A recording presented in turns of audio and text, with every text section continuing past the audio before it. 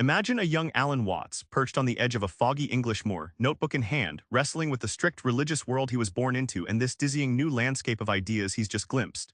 Somewhere between the sermons of his childhood and the mystical whispers of the East, Watts is on the brink of a grand rebellion not against parents but against the very concept of normal. What comes next? His own way. Watts' journey starts in a tight, conservative England, but his mind is already itching to break free. How does a boy from a Plymouth Brethren household find his way into Buddhism and philosophy? Alan Watts was raised in a strict Plymouth Brethren family in Chisleyhurst, Kent, where church attendance wasn't a choice but a rule and questioning was almost sinful.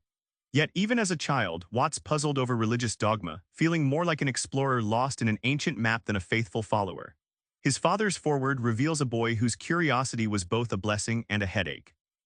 Later, Watts stumbles onto the works of Christmas Humphreys and D.T. Suzuki, two key figures who opened the floodgates to Zen Buddhism. It's like discovering a secret door in an otherwise cramped house. Buddhism shows Watts a world where paradox isn't a problem, it's the point, like stepping out of a narrow alley into a vast forest where every direction sparks a new idea. Watts didn't just absorb philosophy, he played with it. His writings reveal a man who treated intellectual inquiry like jazz, improvising, riffing, and breaking rules for the sheer joy of discovery.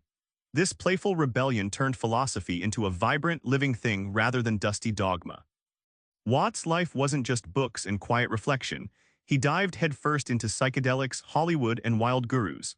These outrageous episodes shaped his radical ideas on consciousness and culture. In the 1950s, Watts took acid long before it was mainstream, once describing a session in which reality unzipped like a zipper on a raincoat, exposing the raw, vibrating underlayers of consciousness. These experiences weren't escapism. They were experiments in peeling back layers to see what's real and what's just our mind's costume party. Watts' Los Angeles days brought unexpected friendships with celebrities dabbling in Eastern mysticism, from Marlon Brando to Aldous Huxley. One story tells of Watts hosting a wild dinner where spiritual debate mingled with cigarettes and cocktails.